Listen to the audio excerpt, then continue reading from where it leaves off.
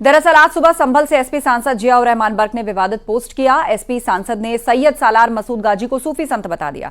साथ ही एसपी को भी बर्खास्त करने की मांग कर डाली। समाजवादी पार्टी ने सांसद ने अधिकारियों पर संवैधानिक अधिकारों को नजरअंदाज करने का भी आरोप लगाया।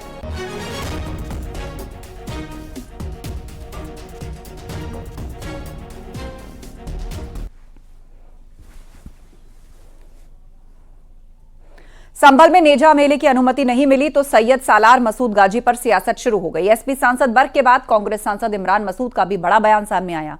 उन्होंने कहा, जिन लोगों ने इतिहास नहीं पढ़ा पहले वो इतिहास पढ़ें। उन्होंने यह भी कहा कि करोड़ों लोग गाजी सालार को सूफी संत मानते हैं। जिन्होंने नहीं पढ़ा उन्हें इतिहास पढ़ना चाहिए। जब इतिहास पढ़ लेंगे तो फिर ज्ञान की बात करेंगे। अभी बिना पढ़े हुए ज्ञान फैल रहे हैं। इस देश के अंदर चल रही है अंधी दौड़ में सब दौड़ रहे हैं, पता कुछ नहीं है, दौड़े जा रहे हैं, दौड़ते रहिए। तो क्या आप सूफी संत मानते हैं गाजी को? क्या चीज?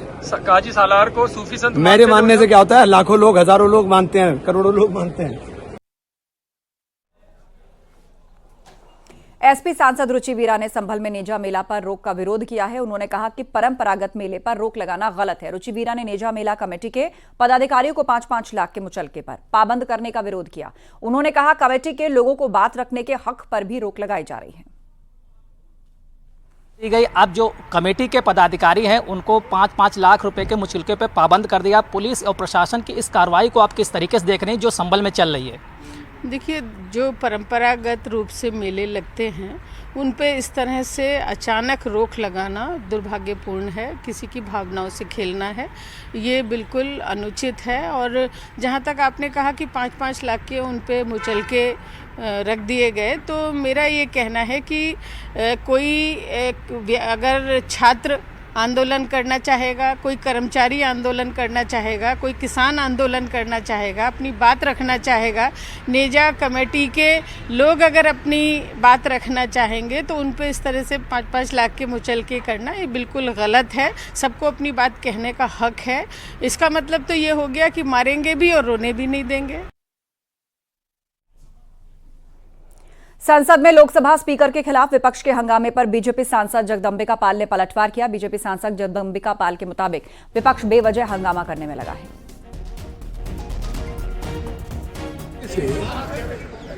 प्रोटेस्ट होता है सदन के अंदर, वो सरकार के खिलाफ होता है। Speaker is a custodian of the house.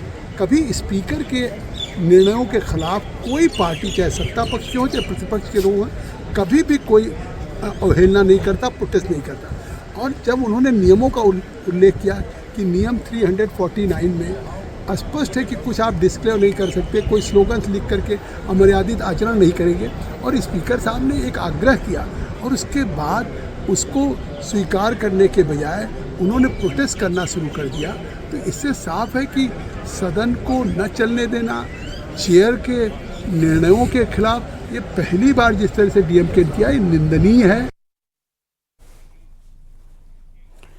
BJP के राष्ट्रीय चुनाव अधिकारी डॉक्टर के लक्ष्मण ने कहा कि यूपी और उत्तराखंड में मार्च में प्रदेश अध्यक्ष फाइनल हो सकता है और राष्ट्रीय अध्यक्ष के नाम का भी अप्रैल में घोषणा की जा सकती है। साथ ही उन्होंने यह भी कहा कि बीजेपी में कांग्रेस और एसपी की तरह परिवारवाद नहीं है। बीजेपी में आम कार्यकर्ता भी प्रदेश और राष्ट्रीय अध्यक्ष बन सकता है। बीजेपी के राष्ट्रीय चुनाव अधिकारी डॉक्टर के लक्ष्मण हमारे साथ हैं। लक्ष्मण जी, लगातार चुनाव की प्रक्रिया संगठनात्मक चल रही है, कब तक यूपी और उत्तराखंड को नया प्रदेश अध्यक्ष मिल जाएगा? उत्तर प्रदेश में 3 दिन पहले 72 जिलों का अध्यक्ष घोषणा हुआ। बाकी राज्यों में भी जिला अध्यक्षों तो प्रक्रिया पूरा हो गया। अभी लगभग 19 राज्यों का अध्यक्ष बनने के बाद ये राष्ट्रीय अध्यक्ष का चुनाव घोषणा होगा। लेकिन इसकी समय सीमा क्या होगी? दोनों प्रदेशों में अध्यक्ष कब तक मिल जाएगा और नए अध्यक्ष में किन किन बातों का ध्यान रखा जाएगा? एक परिवार के अंदर 3 संसद बनना ये कांग्रेस में मुमकिन है, या कई क्षेत्रीय दलों में, सपा जैसे दलों में एक ही परिवार से 5 लोग भी बन सकते हैं। भारतीय जनता पार्टी एक कार्यकर्ता को जहाँ राष्ट्रीय अध्यक्ष भी बन सकता है, प्रधानमंत्री भी बन सकता है, राष्ट्रपति भी बन सकता है। प्रदेश अध्यक्ष कब तक फाइनल हो जाएगा, क्योंकि इसके बाद राष्ट्रीय अध्यक्ष का नंबर आता है? नहीं, इतना कोई समय सीमा तो नहीं है, मगर आज जितना जल्दी हुआ उतना जल्दी तुरंत बाकी जो 14 राज्य आज हमको मान्यता मिली वो बनने का संभव है। क्या इस महीने के अंत तक यूपी का प्रदेश अध्यक्ष, उत्तराखंड का प्रदेश अध्यक्ष फाइनल हो जाएगा? हो सकता है, और राष्ट्रीय अध्यक्ष भी तुरंत ही करने का हमारा मंशा है। क्या ये माना जा सकता है कि आने वाला महीना यानी कि अप्रैल तक राष्ट्रीय अध्यक्ष भी बीजेपी को मिल जाएगा? संभव तो है, बन सकता है। पंजाब सरकार ने शंभू बॉर्डर पर पिछले 13 महीने से चल रहे किसान आंदोलन के खिलाफ अचानक अपना रुख बदलते हुए सख्ती दिखाई। पंजाब पुलिस ने किसान नेता जगजीत सिंह डल्लेवाल और सरवन सिंह पंढेर समेत अन्य शीर्ष किसान नेताओं को हिरासत में लिया, बल्कि शंभू और खनौनी बॉर्डर पर चल रहे धरना प्रदर्शन को भी उखाड़ दिया। पंजाब और हरियाणा के शंभू बॉर्डर पर पिछले 1 साल से भी ज्यादा समय से चल रहा किसानों का पक्का मोर्चा आखिरकार हटा दिया गया है। पंजाब पुलिस ने एक बड़ी कार्रवाई करते हुए शंभू बॉर्डर पर चल रहे पक्के मोर्चे को हटा दिया है। उसे लेकर अभी कार्रवाई लगातार जारी है और जो किसान नेता थे उनको भी हिरासत में लिया गया और जो लोग शंभू बॉर्डर पर मौजूद थे उन्हें पुलिस ने हिरासत में लेकर पटियाला जेल भेज दिया है। आपको तस्वीरें दिखाने की कोशिश करते हैं कि इस वक्त अभी हालात क्या हैं शंभू बॉर्डर पर। तो यह जो आप देख रहे हैं पंजाब वाली साइड की तस्वीर नजर आ रही है आपको। ये आप बोर्ड देखेंगे तो राजपुरा लुधियाना की तरफ जाने वाली सड़क यानी अंबाला से आने वाला रास्ता और पंजाब की तरफ जाने वाला। यहाँ पर आज से पहले कल शाम तक आपको बड़े बड़े टेंट नजर आ रहे थे, बड़े बड़े टीन के शेड नजर आ रहे थे जो किसानों ने बनाए हुए थे, जिन्हें रात पुलिस ने जेसीबी मशीनों के साथ तोड़ दिया।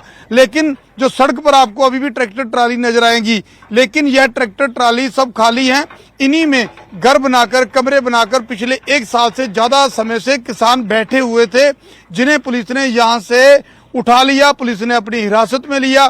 किसान नेताओं को मोहाली से और बाकी किसानों को यहां से शंभू बॉर्डर से पुलिस ने अपनी हिरासत में लिया, जिन्हें आज पटियाला जेल भेज दिया गया है।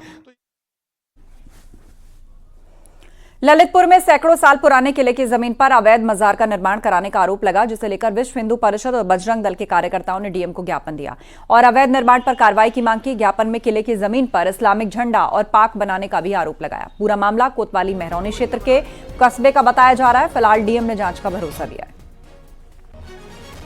अवैध कब्जा के विरुद्ध ज्ञापन दिया है डीएम साहब को। मेहरौनी तहसील में किला है राजा मर्दन सिंह का और किले के बाहर एक बावड़ी, बहुत पुरातत्व महत्वपूर्ण बावड़ी है, पुरातात्विक महत्व की। उस बावड़ी को कुछ लोगों ने पाट के उस पर स्लैब डाल के आरसीसी करके और उस पर एक मजार जैसा स्वरूप दे दिया है। और वहाँ जो मैदान पड़ा हुआ था, तालाब है, तालाब के किनारे मैदान था, उस मैदान को पूरा इस्लामिक पार्क बना दिया है। इस्लामिक झंडे लगा दिए हैं, हरे रंग से पोत दिया है, तो उस पर अवैध कब्जा है। बस्ती जिले में खाद्य सुरक्षा विभाग की टीम ने बड़ी कार्रवाई करते हुए नकली पानी की फैक्ट्री का भंडाफोड़ किया। ये पानी वैदिक और वैदिक प्लस के नाम से पैक करके बाजार में सेल किया जा रहा था। छापेमारी के दौरान भारी मात्रा में नकली पानी की बोतलें बरामद की गईं, जिनकी अनुमानित कीमत लगभग 9 लाख रुपए बताई जा रही है। असली वैदिक ब्रांड का मालिक अदनान खान, जिसकी शिकायत के बाद खाद्य सुरक्षा अधिकारियों ने छापेमारी की। छानबीन के दौरान आधे लीटर की 2577 पेटी और 1 लीटर की 1128 पेटी नकली पानी बोतल के साथ बरामद हुई। शिकायत है कि उनके प्लांट का फर्जी पैकिंग करके बस्ती में एक गोदाम पे रखा गया है। तो उन्होंने एक टीम के साथ मुझे भी भेजा, तो हम लोग यहाँ आके जांच किए तो गोदाम के मालिक श्री हिमांशु जी ने बताया कि उनको जहाँ संदेह हुआ है या माल में कुछ गड़बड़ है, तो इन्होंने खुद अदनान जी को फ़ोन किया है कि आपके नाम की पैकेजिंग वाटर मेरे पास रखी हुई है। तब अदनान ने ये कहा कि नहीं, वो हमारे यहाँ की पैकेजिंग उसको आप सुरक्षित रखे रहिएगा, उसको बेचना नहीं। तब हम लोग आगे जांच किए, इन्होंने लिख कर दिया कि यह माल है तो सतीश कुमार सिंह और मुबारक जी का है। तो इस माल को इनकी सुपुर्दगी में दिया गया है और यह कर दिया गया कि उन लोगों को सूचना दे दें। शाहजहांपुर में हिस्ट्री शीटर रमजान अली उर्फ रमजानी के अवैध कब्जे को खाली कराया गया। आरोप है कि वो पिछले 1 साल से सरकारी तालाबों को पाट रहा था और उसकी शिकायत भी हुई, लेकिन किसी ने कार्रवाई नहीं की। जब डीएम को पता चला तो उन्होंने फौरन लेखपाल को सस्पेंड करने के आदेश दिए। डीएम के आदेश पर नई लेखपाल ने थाना सिधौली में हिस्ट्री शीटर रमजान अली पर मुकदमा दर्ज कराया। जमीन को कब्जा मुक्त कराने के लिए राजस्व टीम के साथ फोर्स लेकर मौके पर पहुंचे। हिस्ट्री शीटर रमजान अली पर करीब 30 मुकदमे दर्ज हैं, जिसमें गुंडा एक्ट से लेकर गैंगस्टर और एनएसए तक की कार्रवाई शामिल है। ग्रामवासियों ने आकर के बताया था कि एक तालाब जो कि मनरेगा के द्वारा उसका निर्माण हुआ था, उसको भूमाफियाओं के द्वारा कब्जा किया जा रहा है। इस पर तत्काल एसडीएम को और टीम को भेजा गया वहां पर, और मौके पर से सारा कब्जा हटवाया गया। लेखपाल को सस्पेंड किया गया है और जो भी लोग कब्जा कर रहे थे उन लोगों के खिलाफ एफआईआर दर्ज कराई गई है। और मैं ये कहना चाहता हूँ कि माननीय मुख्यमंत्री जी की सर्वोच्च प्राथमिकता है भूमाफियाओं के खिलाफ कार्रवाई। इस प्रकार की अगर कहीं पे भी जिले में कोई एक्टिविटी पाई जाएगी तो इसी प्रकार से बहुत ही सख्त कार्रवाई की जाएगी। शाहजहांपुर में नज्जू गैंग के मुख्य डकैत को कोर्ट ने उम्र कैद की सजा सुनाई और साथ ही 30,000 रुपए का जुर्माना लगाया। डकैत देवेंद्र फौजी ने 13 अक्टूबर 1999 में अपहरण के दौरान फिरौती न मिलने पर एक शख्स की हत्या कर दी थी और इसके बाद उसका शव एक गड्ढे में मिला था। मुकदमा दर्ज होने के बाद मामला ट्रायल पर था। आज अपर सत्र न्यायाधीश कृष्ण लीला यादव ने डकैत देवेंद्र को उम्र कैद की सजा सुनाई। डकैत देवेंद्र पर 3 पुलिसकर्मियों की हत्या का भी आरोप लगाया। करवाने के उपरांत लगभग 2 महीने के बाद एक गड्ढे में हड्डियां बरामद हुई। वहां पर जनता के भी गवाह थे और जो वहां पर जिस दिन अपहरण हुआ था उस दिन सो रहे थे, तो वहां पर जो इनके बहनोई थे राम प्रकाश, उन्होंने तहमद, अंडरवियर और बनियान को पहचान किया है कि वहीं पर कपड़े उनके मिले और वहां पर हड्डियां भी उसी गड्ढे में मिली।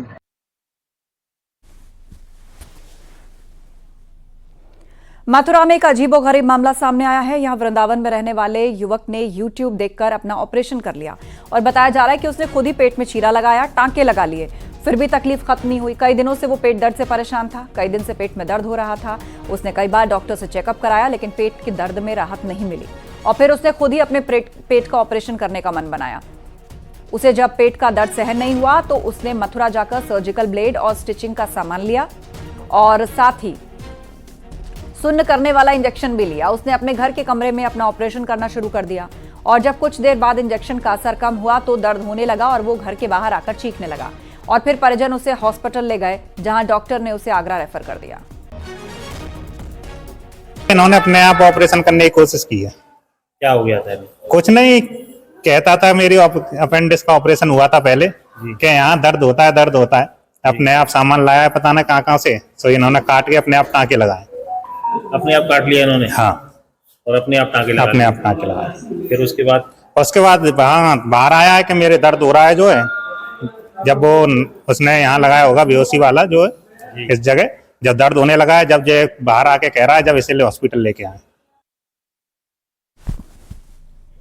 गाजियाबाद में ई रिक्शा की बैटरी फटने से एक परिवार के 4 लोग झुलस गए। मामला विजयनगर के सर्वोदय कॉलोनी का है। घर के अंदर ई रिक्शा चार्ज हो रहा था। अचानक ई रिक्शा की बैटरी फटने से 2 बच्चों समेत 4 लोग बुरी तरह झुलस गए। घायलों को जिला एमएमजी अस्पताल ले जाया गया। गंभीर हालत को देखते हुए चारों को हायर सेंटर दिल्ली रेफर किया गया। तो तस्वीरें आपको दिखा रहे हैं। एक ई रिक्शा में धमाका हुआ, ब्लास्ट से आग लग गई और ब्लास्ट में 4 लोग घायल हो गए। घर में ही ई रिक्शा को चार्ज किया जा रहा था और घायलों को दिल्ली हायर सेंटर रेफर किया गया है। ई रिक्शा फटने का यह अपने आप में चौंकाने वाला मामला है कि चार्जिंग के दौरान एक ई रिक्शा में ब्लास्ट हो गया। ई रिक्शा यानी इलेक्ट्रिक रिक्शा, बिजली से चार्ज होने वाला वो रिक्शा जो आमतौर पर सड़कों पे देखा भी जाता है। लोग उसका बड़ी तादाद में इस्तेमाल भी करते हैं, लेकिन चार्जिंग के दौरान ये फट गया और इस ब्लास्ट में 4 लोग घायल हो गए। किस तरह झुलस गए आप तस्वीरों से अंदाजा लगा सकते हैं।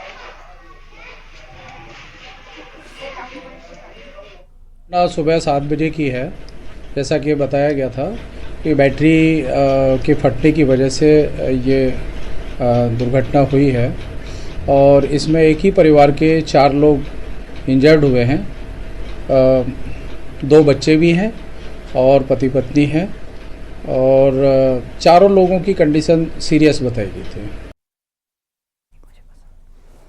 चित्रकूट में 4 घरों में अचानक आग लग गई और बताया जा रहा है कि एक घर में आग लगी थी। तेजी से फैली आग ने 4 घरों को चपेट में ले लिया। पुलिस और दमकल की टीम ने करीब 7 घंटे की मशक्कत के बाद आग पर काबू पाया, लेकिन चारों घरों में रखा सामान आग में जलकर राख हो गया। और राहत की बात यह कि इस अग्निकांड में कोई जनहानि नहीं हुई। मामला रैपुरा थाना क्षेत्र के कस्बे का है। आग लगने की वजह का पता नहीं चल पाया है।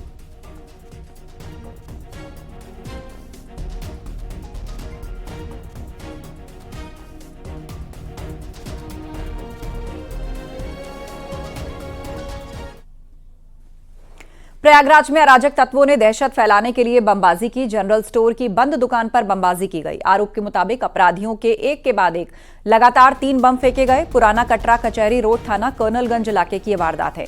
बमबाजी की वारदात सीसीटीवी कैमरे में रिकॉर्ड हो गई। कर्नलगंज थाना पुलिस ने अज्ञात के खिलाफ एफआईआर दर्ज की और सीसीटीवी फुटेज के आधार पर मामले की जांच पड़ताल में जुटी है।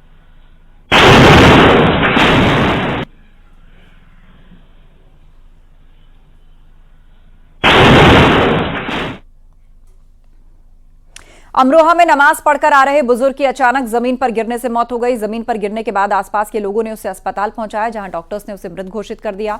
65 वर्षीय फुरकान की हार्ट अटैक के चलते मौत होने की आशंका है। पूरी घटना सीसीटीवी में रिकॉर्ड हो गई और जोया कस्बे की यह घटना है।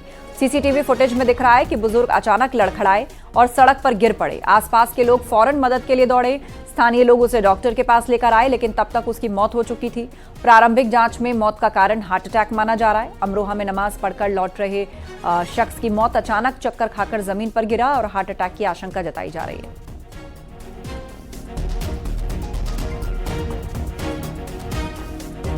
बालिया में तेज रफ्तार ट्रक ने कार में जोरदार टक्कर मारी और हादसे में कार सवार 3 लोग घायल हो गए। नरही थाना क्षेत्र के बसंतपुर गांव के पास यह हादसा हुआ। ये लोग बिहार के आरा के रहने वाले थे। टक्कर इतनी जोरदार थी कि स्कॉर्पियो खाई में पलट गई। आसपास के लोगों ने घायलों को नरही सीएचसी भेजा, जहां गंभीर स्थिति को देखते हुए डॉक्टर्स ने बक्सर रेफर किया। हादसे के बाद ड्राइवर ट्रक छोड़कर फरार हो गया। मौके पर पहुंची पुलिस ने ट्रक और स्कॉर्पियो को कब्जे में लेकर जांच शुरू कर दी।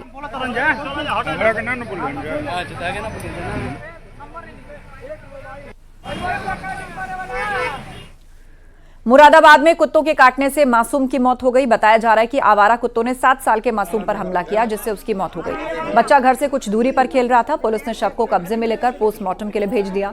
थाना कुंदरकी के जमापुर की यह घटना है।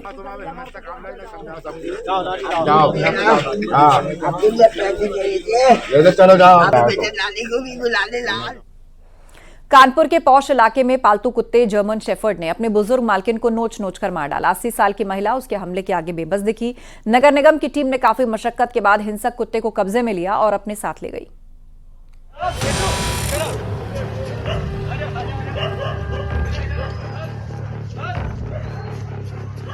सड़कों पर आवारा कुत्तों का आतंक तो है ही, अब पालतू कुत्ते भी जान के लिए खतरा बन रहे हैं। कानपुर से दिल दहलाने वाली घटना सामने आई, जहां एक पालतू कुत्ते ने अपनी मालकिन को बुरी तरह से नोच डाला, जिससे उसकी दर्दनाक मौत हो गई। घटना कानपुर के पौष इलाके विकास नगर की है। घटना के वक्त 80 साल की बुजुर्ग महिला रोज की तरह अपने आंगन में थी। परिवार के दूसरे सदस्य अपने अपने कमरों में थे। परिवार ने जर्मन शेफर्ड नस्ल का कुत्ता पाल रखा था, लेकिन उन्हें नहीं पता था कि जिस पर घर की सुरक्षा का जिम्मा है, वही घर के सदस्य पर हमला बोल देगा। जर्मन शेफर्ड बुजुर्ग महिला को काटने दौड़ा। भला महिला उसका मुकाबला कैसे करती? कुत्ता उन पर झपट्टा मार देता है और पूरी तरह से नोचने लगता है। बुजुर्ग महिला बुरी तरह से लहूलुहान हो जाती है। महिला के पेट और चेहरे पर कई घाव आए। इस दौरान कुत्ता जोर जोर से भौंक रहा था। घर के दूसरे सदस्यों को लगा कि कुत्ता बाहरी लोगों को देखकर भौंक रहा होगा, लेकिन जब उन्होंने बुजुर्ग महिला की चीखें सुनी तो सभी दौड़े दौड़े मौके पर पहुँचे। तब तक कुत्ता बुरी तरह से बुजुर्ग महिला को जख्मी कर चुका था। कुत्ते के हमले को वो सहन नहीं कर पाई और महिला की मौके पर ही दर्दनाक मौत हो गई। महिला ने मौके पर ही दम तोड़ दिया।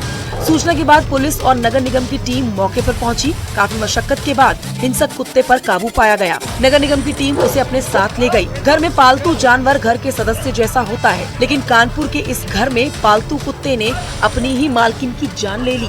कहा जा रहा है कि बुजुर्ग महिला कुत्ते का बच्चे की तरह ख्याल रखती थी।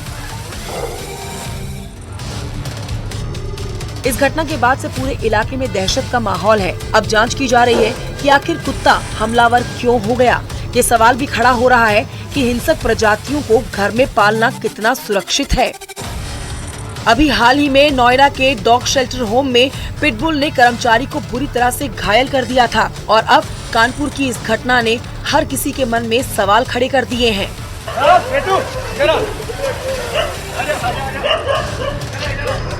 कानपुर से न्यूज़ 18 के लिए ओम बाबू मिश्रा की रिपोर्ट। बिजनौर में एक अजीब मामला सामने आया है। यहां पुलिस ने कार ड्राइवर को हेलमेट नहीं पहनने के लिए 1000 रुपए का चालान काट दिया। डॉक्टर लोकेंद्र सिंह को ट्रैफिक पुलिस ने मैसेज किया कि हेलमेट न पहनने के कारण उनकी कार का चालान किया जाता है और बताया जा रहा है कि स्टाफ ने कार को चलाते समय हेलमेट पहन लिया। भूपेंद्र का कहना है जब उन्होंने ट्रैफिक पुलिस से संपर्क किया तो उनके साथ बदसलूकी हुई और डॉक्टर लोकेंद्र सिंह ने इस मामले को कोर्ट में ले जाने का भी फैसला किया है।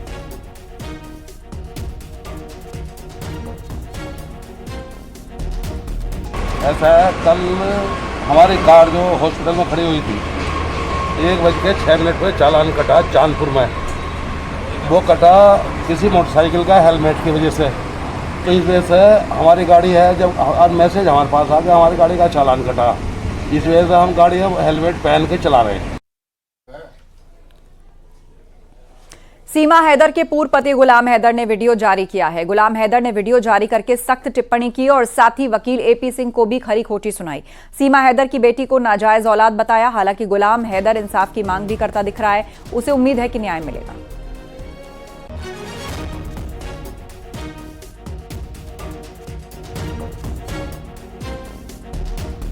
मुतला हूं, आज भी मैं जो है एक मजलूम बन के आप लोगों के साथ अपनी आवाज रिकॉर्ड करता हूं कि प्लीज खुदारा उन तक आवाज हमारी पहुंचनी चाहिए जो जहां तक आज भी नहीं पहुंचा।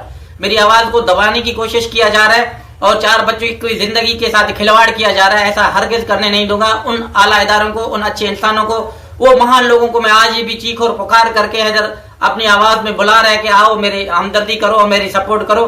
कहाँ चले गए आप एक एपी सिंह सब पे बारी नहीं हो सकता कभी भी। हक और सच की जीत हमेशा होगी और जो इसको दिन के तारे नजर आएंगे इंशाल्लाह, वो दिन कहीं ना कहीं हमें भी नजर आ रहे हैं। कानपुर में ऐतिहासिक गंगा मेले में लोग होली की तरह जमकर धमाल मचा रहे हैं। लोग रास्ते में एक दूसरे से होली खेल रहे हैं, रंग गुलाल उड़ा रहे हैं। जो भी रास्ते में नजर आता है उसे रंग से सराबोर किया जा रहा है। आपको बता दें, होली के 7वें दिन यहाँ पर ऐतिहासिक गंगा मेला लगता है। सरसैया घाट पर इस मेले का आयोजन होता है जिसमें हजारों की तादाद में स्थानीय लोग शामिल होते हैं। इस मेले की शुरुआत डीएम और विधायक ने की। इस मेले में हिंदू मुस्लिम एकता भी देखने को मिली। कानपुर जैसे ऐतिहासिक कस्बे की जो एक सांस्कृतिक विरासत है विशेष होली की, उसका जिलाधिकारी के रूप में अंग बनना बहुत ही मेरे लिए सम्मान और गौरव का विषय है। 1942 में यहाँ के कलेक्टर साहब ने रुकवाई थी और अब परंपरा ही कि कलेक्टर साहब ही को खिलवाते हैं। तो भारत की एक अनोखी परंपरा है, कानपुर की एक अद्भुत परंपरा है। यूँ तो होली एक दिन की पूरे देश में मनाई जाती है, मगर कानपुर में 7 दिन तक चलने वाली होली का आज समापन हुआ। होलिका दहन से लेकर आज ठेला निकलने की जो प्रथा है उसके बाद इसका समापन होता है। आप देख सकते हैं कि आज भी यहाँ जिन जिन क्षेत्रों से ठेला निकल रहा है उन क्षेत्रों में लोग कपड़ा फाड़ होली खेल रहे हैं। आप देख सकते हैं कपड़ों की अगर बात की जाए, देखें कपड़े फाड़ कर टैंक पेड़ पे टांग दिए और लोग कैसे डांस कर रहे हैं, क्योंकि यहाँ से ठेला निकला है और ये इसकी खुशी को मनाते हैं। अंग्रेजों के समय से ये प्रथा चली आ रही है कि जब अंग्रेजों ने यहाँ ठेला रंग का नहीं निकलने दिया था उसके बाद से। और सीधे अब आपको गोंडा लिए चलते हैं जहां पर मुख्यमंत्री योगी